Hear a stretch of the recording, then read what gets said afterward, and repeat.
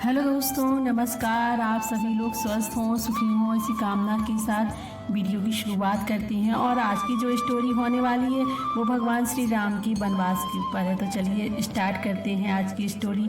रामायण में एक प्रसंग में बताया गया है कि माता कैकेयी की जिद की वजह से भगवान श्री राम जी को लक्ष्मण जी तथा माता सीता के साथ वन जाना पड़ा था। श्री राम के वनवास जाने का कारण केवल कैकेयी नहीं थी।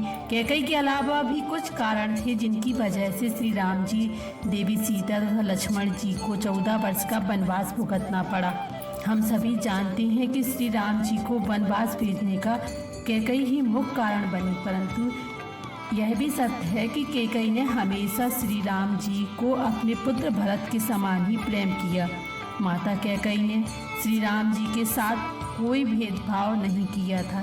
यही वजह थी कि जब श्री राम जी वन जाने की वजह का पता भरत को चला तो वह हैरान हुए थे कि माता कैकेयी ऐसा कैसे कर सकती हैं। क्या आप जानते हैं, कैकेयी ने यह काम जानबूझकर नहीं किया था, बल्कि यह कार्य देवताओं ने करवाया था। यह बात रामचरितमानस से स्पष्ट हो जाती है। हम सभी जानते हैं कि श्री राम ने धरती पर जन्म रावण का वध करने के उद्देश्य से लिया था। यदि कैकेयी राजा दशरथ को श्री राम के वनवास के लिए न मनाती तो श्री राम अयोध्या के राजा बन जाते, जिस कारण न देवी सीता का हरण होता और न ही रावण का वध उद्देश्य पूरा होता। इसीलिए देवताओं के अनुरोध पर देवी सरस्वती कैकेयी की दासी मंत्रा की मति फेर दी, जिस कारण मंत्रा आकर कैकेयी के कान भरना शुरू कर देती है कि राम अगर राजा बन गया तो कौशल्या का प्रभाव पड़ जाएगा। इसीलिए भरत को राजा बनवाने के लिए तुम्हें हट करना चाहिए। यह सब देवी सरस्वती ही मंत्रा की जुबान से बोल रही थी। इसीलिए मंत्रा की बातें कैकेयी की मति को फेरने के लिए काफ़ी थी। मंत्रा की बातों में आकर कैकेयी ने खुद को कोप भवन में बंद कर लिया।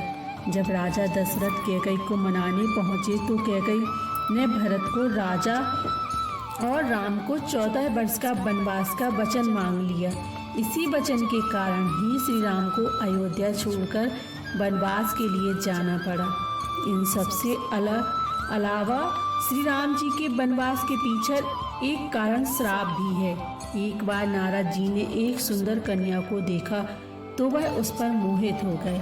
नारद जी उस कन्या के विवाह करना चाहते थे, लेकिन वह नारायण के पास पहुँचे और हरि जैसी छवि मांगी। हरि का एक अर्थ होता है विष्णु तथा दूसरा अर्थ होता है बानर।